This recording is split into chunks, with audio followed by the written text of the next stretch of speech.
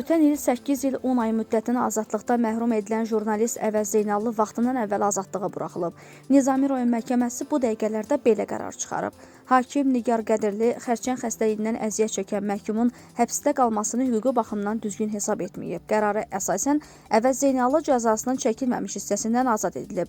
O, saxlanıldığı cəza çəkmə müəssisəsindən dərhal azad ediləcək. Tibbi arayışda qeyd edilib ki, jurnalist 4-cü dərəcəli xərçəng xəstəliyindən əziyyət çəkir və onun həbsdə müalicəsi mümkünsüzdür. Qeyd edək ki, bu günlərdə bir sıra jurnalistlər və hüquq müdafiəçiləri Əvəz Zeynallının həbsdən azad edilməsinə kömək edilməsi üçün prezidentə müraciət etmişdilər.